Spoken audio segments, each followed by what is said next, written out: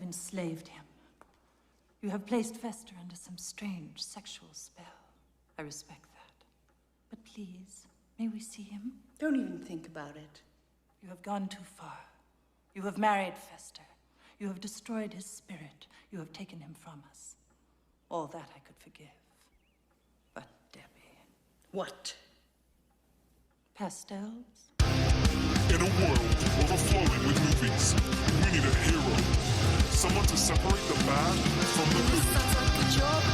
Verbal diorama. She watches all the movies from comedy to drama. From the talk roll sound. And don't forget the action. She'll watch until the end and then she'll give you her reaction. Movies you know, movies you don't. Prequels, sequels, remakes, and trivia and outtakes. Movies you know, movies you don't. Interesting stories, all the categories. Hi everyone, I'm Emma. Welcome to Verbal Diorama, episode 176, Addams Family Values. This is the podcast that's all about the history and legacy of movies you know and movies you don't. As always, hi, hello, welcome to Verbal Diorama. Whether you're a brand new listener, welcome back. If you are a regular returning listener or an irregular returning listener, or you've just literally listened to the Addams Family episode that I did last year, and you've realised, well, there's another Addams Family episode, so I better listen to that too. Thank you for being here. Thank you for choosing to listen to this podcast. There's a lot of movie podcasts out there, and so I'm always really flattered and grateful and slightly awed, actually, that people choose to listen to Verbal Diorama. So thank you for being here. I'm really happy to have you here for the history and legacy of Addams Family Values. This is the final episode that I'm doing this September, aka Sequel-tember. A month of looking at sequels to previous episodes of the podcast. So a huge thank you to everyone who listened to the previous episodes that have happened during this month. Spider-Man 2, obviously also did an episode on Spider-Man. Blade 2, I also did an episode on Blade back in the day. WandaVision, which was a last-minute entry to this month due to sickness, and Terminator 2 Judgment Day, which is the biggest solo episode that I've ever done on this podcast. I don't count episodes with guests or episodes with interviews as a solo episode. Terminator 2 Judgment Day was a huge episode to put together.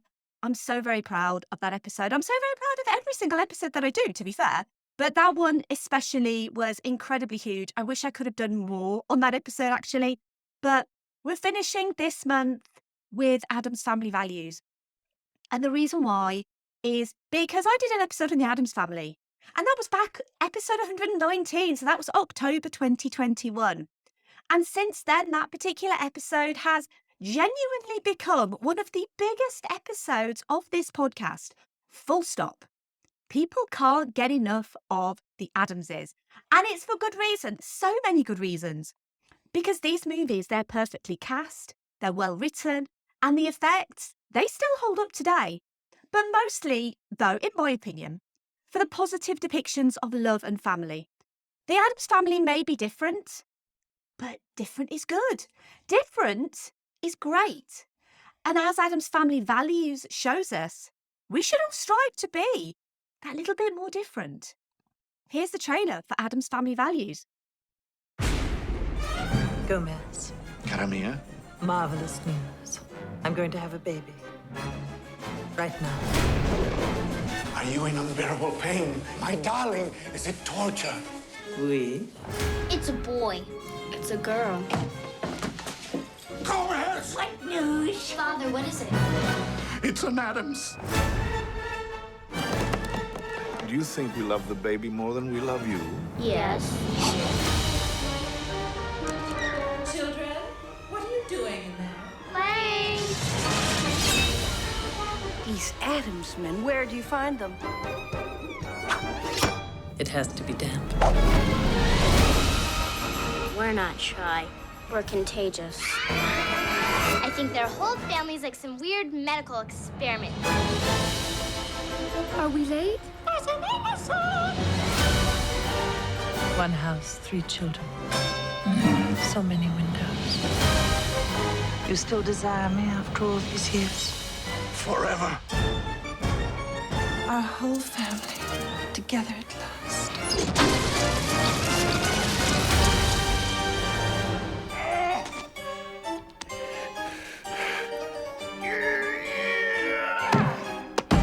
Good show, old man. Pugsley and Wednesday Addams aren't happy with the new addition to their family, their new baby brother Pubert. Morticia is restless, and Gomez only wants her to be happy, so he tries to fix everyone's problems by hiring a nanny, and finally finds the perfect one in Debbie Jelinski, a beautiful, voluptuous blonde with an impeccable wardrobe and a way with her hands. She charms the family, especially Uncle Fester, who falls head over heels. But Wednesday and Pugsley see through her facade. She's only after Fester's money. Before they can rat on her, she ships them off to summer camp, then marries Fester. While she tries to kill Fester and make it look accidental, Pugsley and Wednesday must battle ever-cheery cab directors and spoiled rich kids to get back to their family and warn them about Debbie. I mentioned this movie is perfectly cast, and it genuinely is one of the most perfect casts that I think has ever been put to screen. No hyperbole, because returning for this movie we have Angelica Houston as Morticia Addams, Raul Julia as Gomez Addams, Christopher Lloyd as Fester Addams, Christina Ricci as Wednesday Addams, Joan Cusack as Debbie Jelinski, Christopher Hart as Thing, Carol Stoichen as Lurch, Jimmy Workman as Pugsley Addams, Carol Kane as Grandmama Addams. She replaces Judith Molina from the first movie. John Franklin as Cousin It. Dana Ivey as Margaret Alford Addams. David Krumholtz as Joel Glicker. Peter McNichol as Gary Granger. Christine Baranski as Becky Martin Granger. Mercedes McNabb as Amanda Buckman. And Mercedes McNabb technically reprises a role from the previous movie. She was the Girl Scout in the first Addams Family movie, and canonically, I think we can say that perhaps she is Amanda Buckman in both movies. This movie also features a host of cameos by Nathan Lane as the police desk sergeant, David Hyde Pierce as the delivery room doctor, Tony Shalhoub as Jorge, director Barry Sonnenfeld shows up as Joel Glicker's father, Julie Holston as Mrs. Glicker, Peter Graves, as well as the host of America's Most Disgusting Unsolved Crimes, Sam McMurray and Harriet Sansom Harris as Amanda Buckman's parents, and Cynthia Nixon shows up as well as an interviewee nanny. Addams Family Values was written by Paul Rudnick and directed by Barry Sonnenfeld. And the making of the Addams Family in 1991 was certainly not without issues. It was the very epitome of a troubled production. And I go into all of that in episode 119. But as you'll hear, and while I would obviously recommend listening to that episode, mostly because a lot of people clearly love it, I'm going to do a previously on Verbal Diorama, a summary of the Addams Family. But if you do have time, and obviously if it's preferable, please go and listen to episode 119 for the full story on the incredibly troubled production of the Addams Family and how amazing it is that that movie turned out as brilliant as it did. But previously on Verbal Diorama, so Charles Addams, he was the creator of the Addams Family, and he started the characters as one-panel cartoon gags, debuting in 1938 in The New Yorker, but it wasn't until production of the TV show that the characters were actually given names.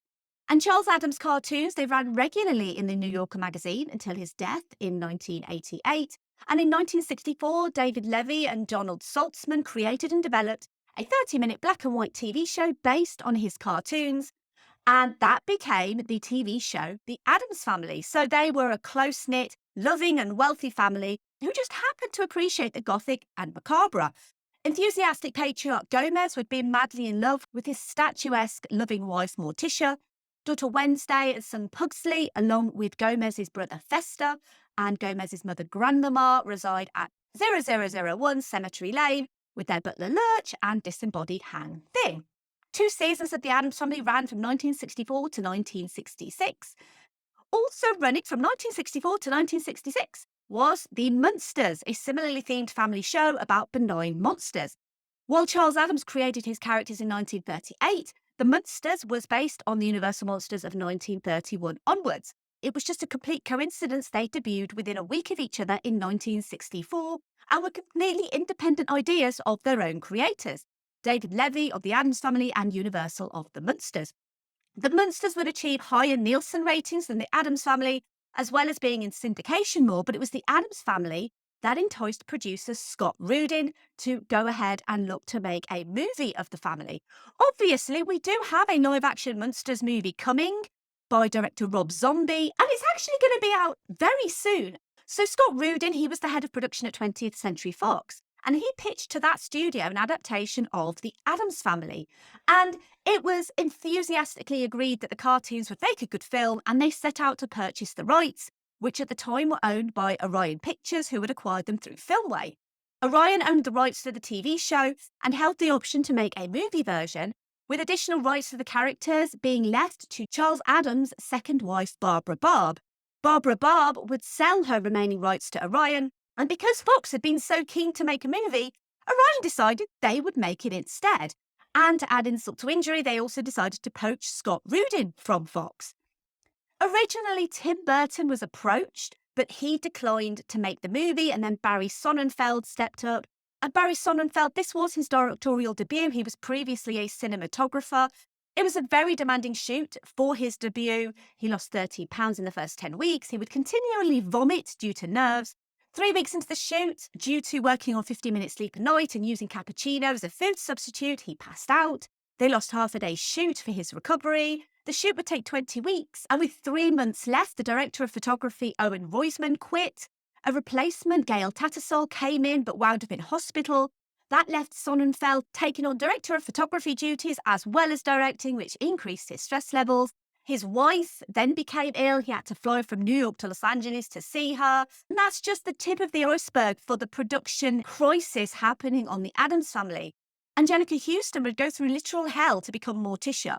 Her gothic ethereal look was achieved by strapping elastic bands around the back of her head, gluing fabric tabs to her temples to pull the corners of her eyes upwards. She would suffer severe headaches and rashes from their use, and each time they were removed for a comfort break, it would take hours to reapply the makeup and the wigs. She had to wear a constructed body corset with padded hips, cinched waist and pushed up bust, which meant that she struggled to walk. And after filming ended, Houston took all the fake nails, eyelashes and corsets, everything that made her uncomfortable, and burned it all. And really, the final nail in the coffin for the Addams Family movie in 1991 was that Orion Pictures was in financial trouble as well. They'd gambled on making expensive movies, they hadn't got enough profit, they were running out of money. And while the production of Addams Family was still ongoing, Orion decided to cut their losses and sell the movie while it was still being filmed. And it wasn't if the Addams Family was wildly expensive or over budget, but it was Orion's only hope of making money. No one knew while filming that Orion was planning to sell this movie. They found out through the press that Orion was selling the Addams Family to Paramount for $22 million. And so, coming to Addams Family Values, I guess the question remains, if the Addams Family was such a hellish production for most of those involved, especially Sonnenfeld and Houston, why did they make a second one, and why did they both return? Well, in the case of Barry Sonnenfeld, the pain he experienced making the Addams Family would turn into pleasure when it became a big hit in 1991 for Paramount.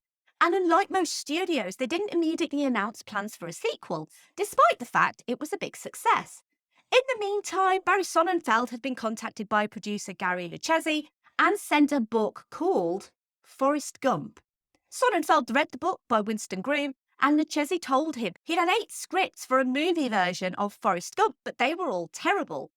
It was Sonnenfeld who helped shape the idea for Forrest Gump, as well as contacting his big star, and by that I mean the star of the movie Big, but also a big star. Sonnenfeld was cinematographer on the movie Big, by the way, and that was Tom Hanks. He told Tom Hanks that it was basically another man-child kind of movie, but eventually Tom Hanks signed on to star as Forrest Gump. And Sonnenfeld also, at the time, signed on to direct Forrest Gump. About a year passed and Sonnenfeld was then contacted by Paramount. They were planning to make another Addams Family movie, and would he be interested in returning to the director's chair? He would, but Forrest Gump was still in development at the time, and so Sonnenfeld said he would do Addams Family Values after he completed Forrest Gump. But Paramount didn't want to wait. So Sonnenfeld basically had a bit of a Sophie's Choice situation. So Sonnenfeld had to choose. Would he choose to stick with Forrest Gump, or would he go back to make the sequel to the Addams Family? And the Addams Family was his baby.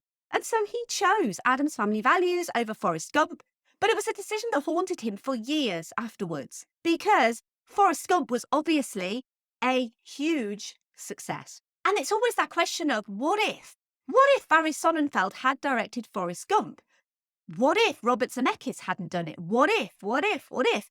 He struggled with the fact that he turned down Forrest Gump. It was a chance meeting at Danny DeVito's Christmas party that gave him a chance to quash his demons. As fellow director Marty Brest, who'd had his fair share of misses of huge blockbusters, he'd missed out on Rain Man or War Games, he basically said to Sonnenfeld, look, watch Forrest Gump, it'll help you heal. And so Barry Sonnenfeld finally watched Forrest Gump, and he was over it. He was completely happy with his decision to not direct Forrest Gump and instead to direct Addams Family Values, because who could not be proud of making a movie like Addams Family Values? Moving on to the writer Paul Rudnick. So he'd done uncredited rewrites for the Addams Family. I mentioned that in that episode 119. And the reason the second movie is funnier is purely down to his level of irreverent, campy humour. And this is a guy who manages to get jokes about incest, sadomasochism and masturbation through the rating system. Honestly, the way he does that is quite frankly a miracle. With the first movie often accused of being low on plot, Rudnick would go on to say, quote, we did decide that the first one had a certain plot-free quality that we could improve on. We decided to boldly head for plot, a Hollywood first. And this is basically the level of humour that Paul Rudnick just has in spades. As an openly gay novelist and playwright, he'd always teetered on the line of acceptability in an industry that often wasn't welcoming to it unless it was totally family-friendly. His powerful off-Broadway comedy Jeffrey is about a gay Manhattanite who vows to abstain from sex out of fear of contracting AIDS, but in a sad turn of events meets Mr. Right, who happens to be HIV positive.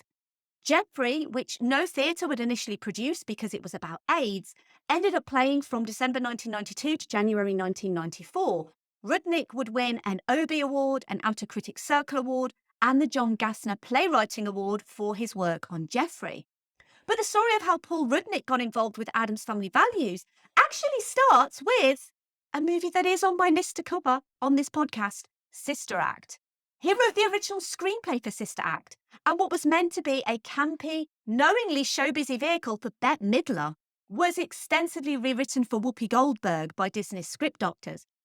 And you might be asking, well, why is Paul Rudnick got credited for Sister Act? Well, he was somewhat irked by this meddling of Disney script doctors, and he ultimately insisted on a pseudonym, Joseph Howard, for the movie Sister Act. With his uncredited contributions on the Addams Family also receiving no credit, Addams Family Values gave him his first proper chance to shine as a screenwriter. And shine he does. And the reason why the focus this time around is more on Wednesday and Pugsley is pretty simple. Not only for the powerhouse that is Christina Ricci as Wednesday, but also that Rudnick identifies with Wednesday. She's his little on-screen avatar. He would say, quote, she's a very powerful child and she doesn't take anything. And she doesn't want to fit in. I do think of her as completely autobiographical, especially the little flowered dress and the pigtails. I watched her and I thought, why couldn't I have carried myself like that at that age? You know, instead of crying. But Paul Rudnick isn't just a man known for his wicked sense of humour.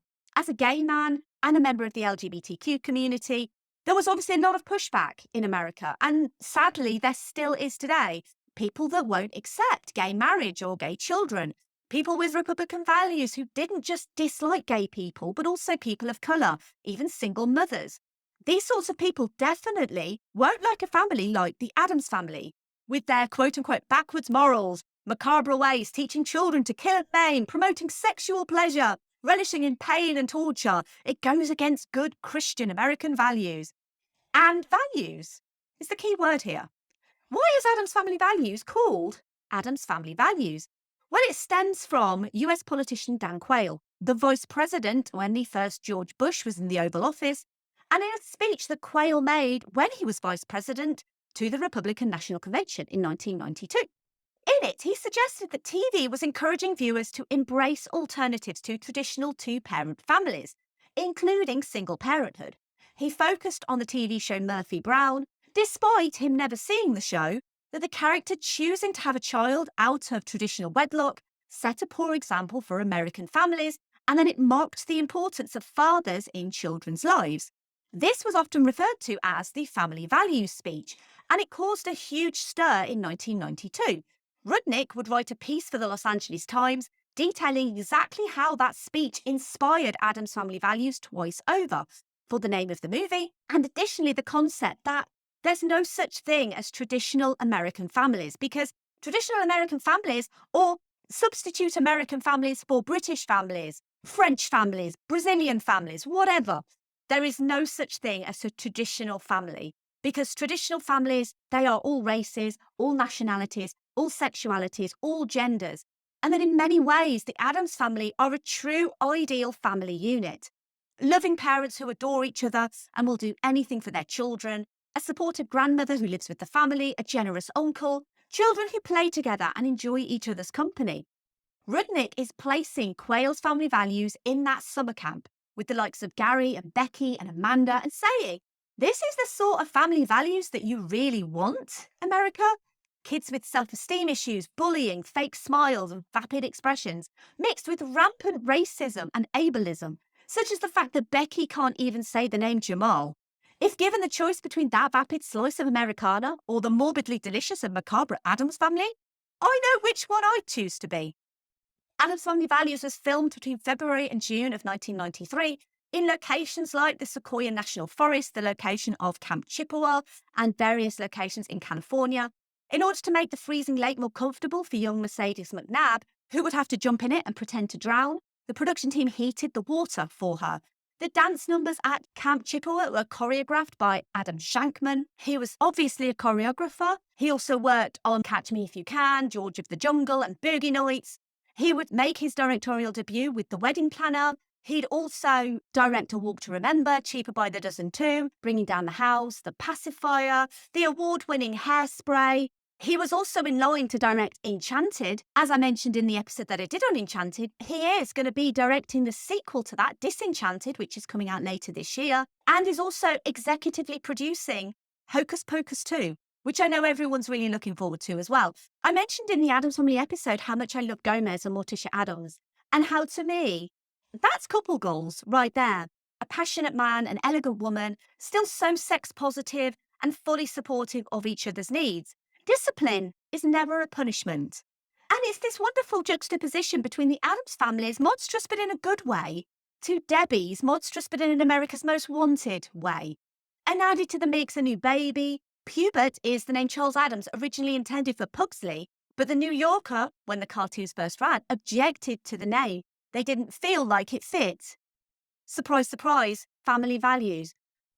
And everyone here is perfectly cast, as I said. Another flawless performance from Raul Julia and Angelica Houston, who were made to be Gomez and Morticia, through to Christina Ricci, and you have the always wonderful and ridiculously underrated Joan Cusack. Her line delivery of Malibu Barbie is perfection. I love Joan Cusack in this movie. I've got so much more to say about Joan Cusack in a little bit. Reportedly, Marissa Tomei was considered for the role, but there is no one who could do that like Joan Cusack. This movie would also end up being one of the last screen credits for Raul Julia, who was diagnosed with stomach cancer in 1991 and continued to work until his death from a stroke in 1994. He was just 54 years of age when he died. It was increasingly clear to the cast, especially to Houston, that Julia's health was deteriorating during filming. He was losing weight, and yet you can't see that he's ill in this performance. Every line is as sharp as he looks as Gomez. He is always going to be the perfect Gomez Addams. And to answer the question that I asked at the start of this episode, why did Angelica Houston want to go through all of that pain and discomfort again? And it was simply because she loved the character and she loved working with Raul Julia. Her positioning and lighting was so important again, always having this beautiful lighting framing her face. Even the scenes where she's giving birth, Houston was filmed standing up rather than lying down to preserve that iconic look. When the movie was screened for test audiences, as Wednesday lights a match after Camp Chippewa burns around them, And the Addams Family theme begins with Amanda screaming her heart out, being tied to a stake and an apple shoved in her mouth. This is where the scene cuts away from camp, and this ending left some test audiences worried that Wednesday had murdered Amanda. And how could a movie like this get away with murdering bratty children? Because let's be honest, Amanda is the biggest brat in the world. And so what they did was they retrospectively filmed a quick scene of Amanda and her parents on the plane ride home as Pubert flies past the plane window, just to let the audience know that Amanda did survive, and it was all in good fun. Although, I would love to see what happened after Wednesday lit that match. Maybe I'm just a morbid Addams Family wannabe after all. And to be honest, I think we all should be a bit more like the Addams Family. And I'm going to segue from someone who should be in the Addams Family, me, to someone who I think would fit right into the Addams Family. And that is Keanu Reeves. And you might be asking, well, why am I segueing to Keanu Reeves? Well, this is a part of the podcast where I try to link the movie that I'm featuring with Keanu Reeves. It's called the obligatory Keanu reference. It's just a thing that I like to do on this podcast. And the easiest way to link him to this movie is that Keanu starred with Morticia herself, Angelica Houston. They starred together in John Wick Chapter 3 Parabellum. The John Wick movies are literally one of the highlights of recent cinema for me. I absolutely adore them. They are fantastic action movies. Keanu is wonderful in them. And Angelica Houston only has a small role in Chapter 3 Parabellum, but it's a really important role. And obviously, it's Angelica Houston. She's going to be fantastic. And that's really the best way I can link him to Addams Family Values, other than to say Keanu's family values. They're going to be stellar, aren't they? He's going to be the sort of guy who's passionate like Gomez, and he's just going to adore his wife. Let's not go into the fantasy of Keanu as Gomez, because that is like elevating this podcast, the sexual tension of this podcast a little bit too much. And this is, after all, a family show. But I want to move on to the music, because there's a really interesting story behind the music of Addams Family Values that I'm not sure many people actually know about. Because the original plan for Addams Family Values was to have a famous musician write the theme song. Now, you'll remember in the Addams Family, that task fell to MC Hammer, who was obviously one of the biggest musical artists at the time in 1991. And when it came to Addams Family Values, they wanted Michael Jackson. And Michael Jackson was supposed to record a horror-themed song for Addams Family Values and film a music video to promote it. But then, Dentist to the Stars Evan Chandler accused Jackson of molesting his son the summer before the film was set to be released. And so, plans changed somewhat. According to Paul Rudnick, Michael Jackson completed the video, which involved him living in the Addams Family mansion and all of his neighbours storming the place with pitchforks and torches. And then, obviously, the accusations of him abusing Geordie Chandler came out. And so, the video, along with having him promoting the video and the song, it wasn't particularly appropriate to have that for promoting Addams Family Values. There were also contractual disagreements with Paramount too, but whichever reason you think is the reason, that's probably the reason. Michael Jackson obviously never ended up singing the theme song. The song was called Is It Scary? That was actually included on his 1997 album Blood on the Dance Floor, History in the Mix. And the video project was finally finished independently, and that became the short film Ghosts. The Addams Family Values music from the motion picture album features several hip-hop and R&B based cover songs of 1970s funk and soul, songs by artists like Charles and Eddie. Remember Charles and Eddie? They covered Benny King's Supernatural Thing. H-Town covered the Eiley Brothers' It's Your Thing. Shabba Ranks, Patra and Terry and Monica, they covered Sly and the Family Stone's Family Affair. R. Kelly, who I don't even really want to mention, but he did a cover of Isaac Hayes' Do Your Thing. And there was a remixed version of Tag Team's then current hit, Whoop, There It Is, as Addams Family Whoop, which was used as the lead single. So there were actually two soundtrack albums for Addams Family Values. There was the music from the motion picture. There was also the original orchestral score. The score itself was produced by Oscar-nominated composer Mark Shaman, and the original orchestral soundtrack was led by Artie Kane. On its release on the 19th of November 1993, just in time for Thanksgiving, naturally, Addams Family Values opened at number 1 at the US box office in its opening weekend. In its second week, the film dropped to number 2 because Mrs. Doubtfire was released, and we forget what a huge hit Mrs. Doubtfire actually was. On Addams Family Values' $47 million budget, it would make a rather disappointing $48 million in the US, under half of what the first movie achieved domestically, and a further $62 million internationally for a worldwide total gross of $111 million, which was seen as a financial disappointment.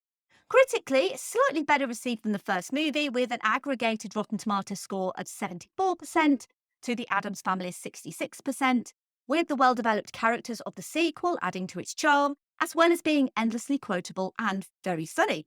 Many people, if asked, will tell you Addams Family Values is the rare sequel that surpasses the original. And to be honest, in my opinion, all the sequels featured this month on Verbal Diorama do just that. But there is something special about Addams Family Values, and the fact that Paul Rudnick was given free rein on his script and there was little studio interference, I think that plays a huge part in why this movie is so beloved. Addams Family Values was nominated for an Academy Award for Best Art Direction, but lost to Schindler's List. Angelica Houston received a Golden Globe nomination for Best Actress Motion Picture Musical or Comedy for her performance as Morticia, and that was a reprise of her Golden Globe nominated performance in the 1991 original. And I suppose we have to talk about sequels. There was a made-for-TV movie called Addams Family Reunion with Tim Curry and Daryl Hannah, which I've not seen and I have no intention of seeing, along with two animated movies, The Addams Family in 2019 and The Addams Family 2 in 2021, neither of which I've also not seen. And the only thing that I probably will see is the TV show Wednesday, but that is coming to Netflix very soon, towards the end of this year, starring Jenna Ortega as the title character, Luis Guzman as Gomez, and Catherine Zeta-Jones as Morticia. This one actually under the stewardship of Tim Burton, as I said, originally considered to direct the first movie.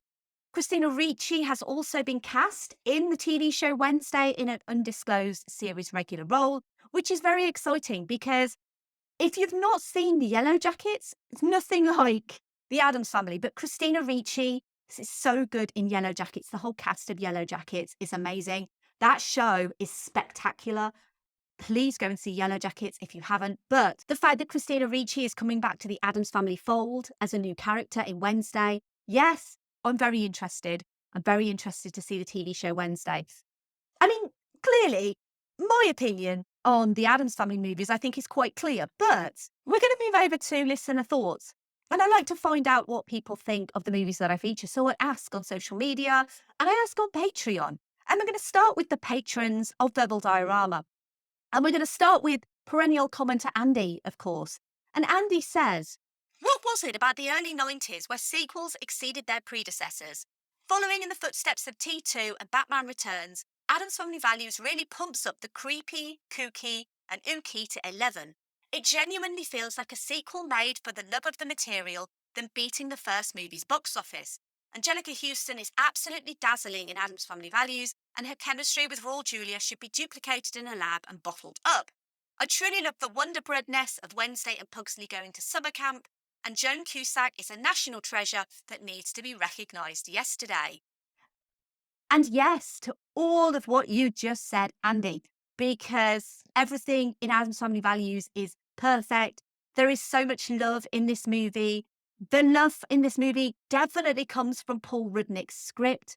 He loves this. Barry Sonnenfeld loves this. The cast loves this. There's so much love in this movie, and I love it. And Joan Cusack, she definitely deserves retrospective recognition for every single role she's ever done. She is amazing. We have another patron comment from Zoe who says, "Ah yes, while I've always liked the original TV version, I've always preferred the movie version more. I wonder why they didn't make a third sequel." I mean, it's probably because the second sequel was Addams Family Reunion.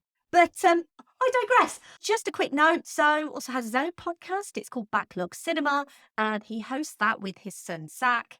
And it's basically him introducing his son, who is considerably younger than probably most of us, myself included, to the movies of his childhood, of yesteryear, and basically just introducing him to all the really cool movies that we grew up with. I'll put some information in the show notes. Please check out Backlog Cinema. We have another patron comment from Pete who says, "As if the first Addams Family movie wasn't already fun. This sequel's got everything. Uncle Fester in an apron, genocide at a children's summer camp, and Joan Cusack. All of the ingredients for an excellent movie, I think you'll find. And Pete's podcast is Middle Class Film Class. It's hosted by him and Joseph and Tyler. And it's basically a weekly movie news and reviews podcast. And Pete is responsible for the very next episode of this podcast. More information towards the end of this episode. And you are not going to want to miss what Pete has chosen because it's phenomenal. Final Patreon comment comes from Nicholas, who says, "That rare thing, a sequel that is better than the original and pretty much stolen by Christina Ricci's Wednesday. Just the summer camp parts would have made a great movie, but add in the always excellent Joan Cusack story as well, and you have a comedy classic." Moving over to Twitter, we're going to start with @Mark Patterson, who says, "This is Christina Ricci's film for sure. A great performance by her. Joan Cusack comes a close second. One of the best sequels going, improving on the original movie." @Harry Met Movies said, "This is definitely a film that the more I think about, the more I think how it's definitely better than the original, which is rare, but then you have found quite a few of them this month. T2, Grease 2, Spider-Man 2, and even an argument for Blade 2. I mean, that is why Sequel Timber exists in the first place, to highlight these fantastic sequels. @DW Lindbergh said, "A joyous sequel, even funnier and more inventive than its clever original. If the actors were perfectly suited to their roles in the first one, here they positively own them. And I adore how Rudnick's script is basically set up, punchline all the way through." @Nobody Else 4Pod said, "It's a brilliantly fun film, and for a good period of my youth, I didn't realise it was a sequel. It was the only Addams Family I knew." @Oral_MC said, "It's rare that a sequel introduces an original character so beloved and iconic as Debbie. She would have been such a great Addams if she weren't so greedy. And the summer camp subplot is fantastic. I only wish Carol Kane had been Granny in the original." @Diabolical Pod said, "Harmony from Buffy, Mercedes McNabb is such a great foil for Wednesday, and Peter McNichol and Christine Baranski as the camp counsellors are the true monsters. David Krumholtz is so perfect too." @Films_that said, "I'll be the victim. And to that I say, all your life." @Dissect That Film said, "Both Addams Family movies are staples of my household during spooky season. Great performances, wacky plot that just shows Paul Fester can't catch a break, and Christina Ricci, that's it, Christina Ricci." @Kevin_the Critic said, "It's a good sequel that emphasises the best parts of its predecessor and sees another round of great performances from the cast. Wednesday's show at camp lives rent-free in my head." Moving over to Instagram, we have @Dave_J_Banff, who says, "My favourite quote from the wonderful Morticia. You have gone too far. You have married Fester. You have destroyed his spirit. You have taken him from us. All that I could forgive. But Debbie, pastels? Perfect, perfect, perfect. Not sure whether I prefer this to the first, but a good sequel nonetheless. And proof is any as necessary that I cannot do Morticia like Angelica Houston can do Morticia." @Friendly Sparpod said, "I'm just really glad Raul Julia and Angelica Houston got a chance to step into these iconic roles again." Moving over to Facebook, we finally have comments on Facebook, yay! And we have a few as well. So we're going to start with Catherine, who said, "One of my all-time favourite films. The love between Morticia and Gomez is electric. The characters are brilliant, and I spent my teenage years wanting to be Wednesday."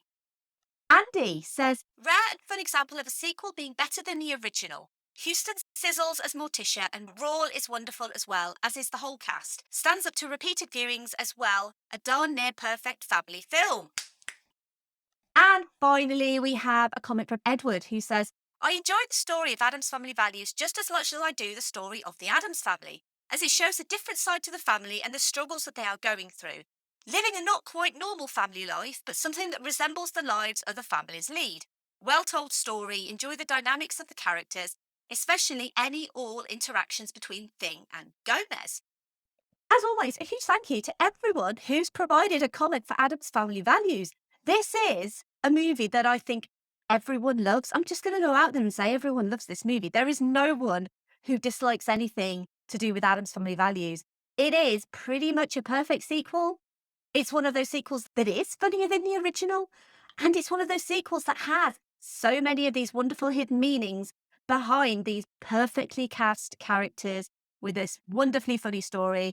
I can't tell you how much I love this movie, and I'm so happy that you all love this movie too. I'm always just really grateful for your comments. So thank you to the patrons, to everyone on Twitter, Instagram, and Facebook for your comments for Addams Family Values. What defines a loving family? I just want you to stew on that question for a little bit and have a think. What in your mind defines a loving family? As I mentioned, writer Paul Rudnick confirmed that the title was meant to be a swipe at the Republican Party. Quote, I did also want the movie's name to be a response to the Republican Party's constant harping on family values, as if only conservatives could define a loving family. In Republican terms, family values is always code for censorship and exclusion, and Republicans still refuse to respect or even acknowledge, for example, LGBTQ families. I like to believe that the Addams family is far more loving and accepting than their enemies, unquote. And they are. We all want relationships as passionate and loving as Gomez and Morticia's. We all want to be well-adjusted, confident kids like Wednesday and Pugsley. We all want to live together happily. We want the Addams' version of family values because it doesn't matter who you are, what you look like, or your beliefs. You're valued, you are worthy, and you are loved. And that is what defines a loving family. I've hinted at a couple of times, maybe not so subtly, about how much I love Debbie Jelinski, the Black Widow. Debbie Jelinski, the icon who even has her own serial killer trading card. And the fact that Joan Cusack never got her dues in Hollywood, but she got her dues in Addams Family Values because Joan Cusack perfectly depicts this beautiful blonde femme fatale with style, grace, and literally killer lines. And it's ironic, really, because Debbie Jelinski would probably be the perfect wife of Fester. She fits right into the family's macabre lifestyle, but with these undertones of privilege, expectation, and greed. This is why people on the internet get angry that their favourite character is being butchered, in inverted commas, is exactly the ballerina Barbie, Malibu Barbie argument. The blatant entitlement. The reason Debbie is still a fantastic villain is because we all know someone who would complain their life is so difficult because of insert ridiculous reason here, and wouldn't they just be happy if someone had loved them? And this is a movie that also stars Raul Julia, Angelica Houston, Christopher Lloyd, Christina Ricci, Christine Baranski, and Peter McNichol. And it's almost impossible to think anyone could overshadow those roles. But Joan Cusack is so wonderful and entertaining in this movie. She does, but she also elevates everyone else at the same time. This movie is so special for so many reasons, because it is blisteringly funny, but also you've got to add this scathing, family-friendly social commentary on colonialism, the butchering of Native American history, that the privileged white camp counselors genuinely believe the white pilgrims saved and tamed the quote-unquote savage native population. Because, let's be honest, white settlers stole land from Native Americans. They forced them into poverty. And especially considering that this movie came out at Thanksgiving, a national holiday to celebrate family and togetherness, Wednesday Addams is a character who is continually throwing truth bombs in this movie. She is totally correct when she says that Gary's play is historically inaccurate because the Chippewa from the Midwest, Pocahontas was Powhatan, a tribe indigenous to Virginia, and neither she nor the Chippewa would have been present at the first Thanksgiving because Pocahontas had been dead for 4 years by the first Thanksgiving, which was held in 1621. And I love that this movie is so brave and so bold to include stuff like this, because most Hollywood movies are whitewashed. And I think it's especially important for a movie that's focused on families. If you want your kids to learn something, you've got to let them learn from the Addams family, because not only are they a fantastic role model for a family of unique individuals, but Wednesday Addams, spitting truth bombs here and there. Wednesday Addams will teach your kids. And wouldn't it be great, actually, if Christina Ricci turned up in the Wednesday TV show as a history teacher? That would just be the icing on this very wonderful cake. It is kind of sad that we never got another movie. We never got a trilogy. But to be honest, it would have been impossible without Raul Julia. And watching these movies is always a delight just for him and for his Gomez. It's still the definitive Gomez to so many millennials. This movie and its predecessor are perfect family movies for any time of year, but especially as the nights draw in. Because regardless of Dan Quayle's family values, the Addams family value everything worth valuing. Love, respect, uniqueness, creativity, mirth, merriment, manslaughter, family, and most importantly, being unapologetically you. And those are the family values we should be following. Thank you for listening. As always, I would love to hear your thoughts on Addams Family Values. If you want to get involved and you want to get your comment featured on this podcast, there's a really easy way for you to do that. So you can follow me on Twitter, Facebook, and Instagram at Verbal Diorama. On a Saturday, I normally put up thoughts posts. You can put your comment in that post for the movie that I'm featuring next. And if it's in there, I will read it out. It's really that simple. Being an independent podcaster is sometimes really hard, but it's made so much better by people who do support this show and get in touch with me and do things like leave a rating or review or retweet or like posts. Or you can simply just tell a friend or family member about this podcast, especially if they're an Addams Family Values fan or an Addams Family fan, literally anything to do with the Addams Family, because clearly there are so many fans of these movies out there. And I just want to get out there to so many people as possible. So if you could help, that would be amazing. And it's totally free. You don't have to spend any money to help this podcast.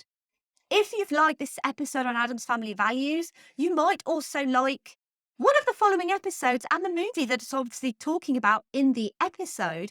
I'm going to recommend episode 63, Coraline, because if you've not seen Coraline, it's based on a Neil Gaiman story. It is a Leica movie. It is animated, but it's one of the most beautiful animated movies that exists on the planet.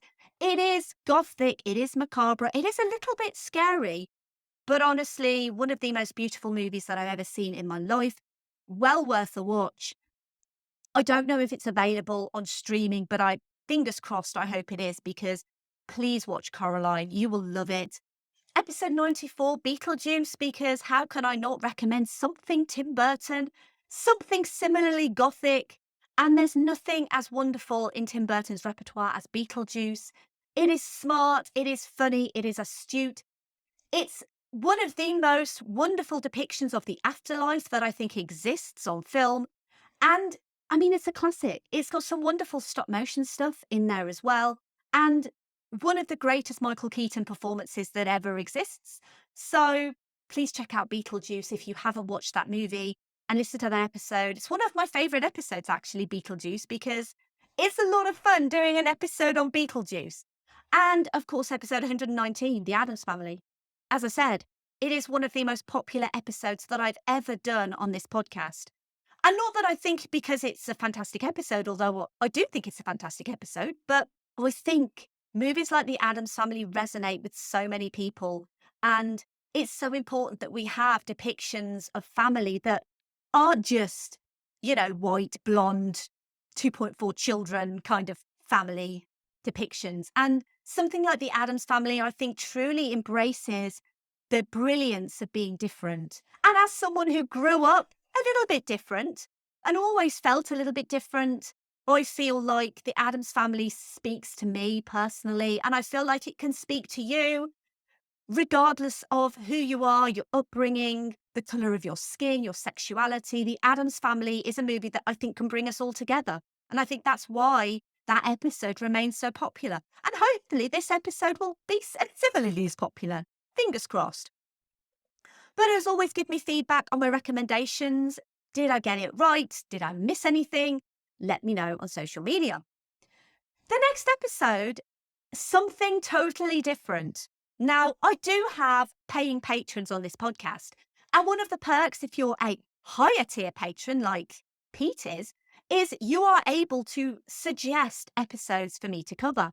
And so when Pete became a patron, I said to him, well, what do you want me to do? Thinking, oh my God, he could come back with anything, like any obscure movie that I've never heard of before or have never seen, or some really gruesome horror movie that I really don't want to watch.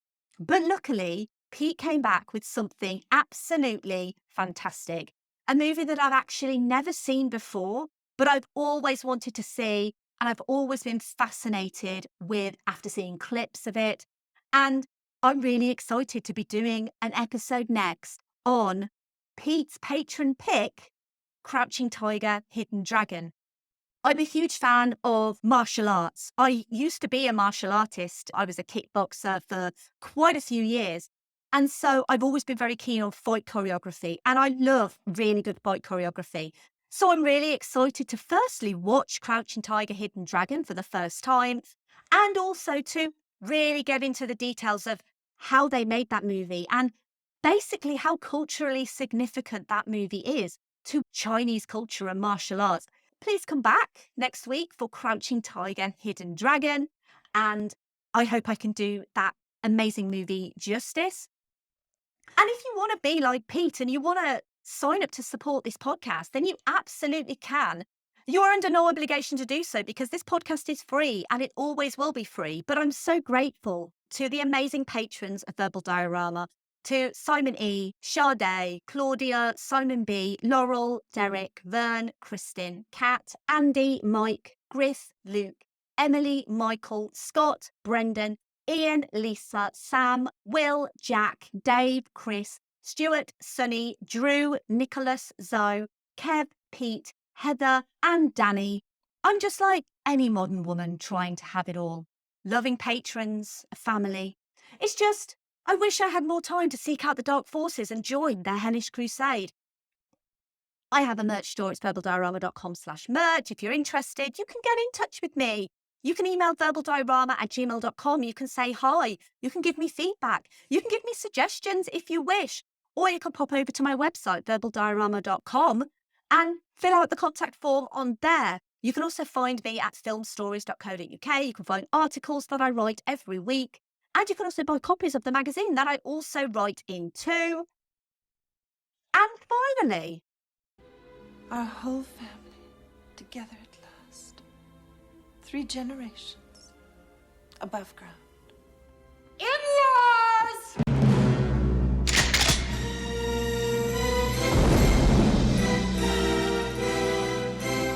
I don't want to hurt anybody.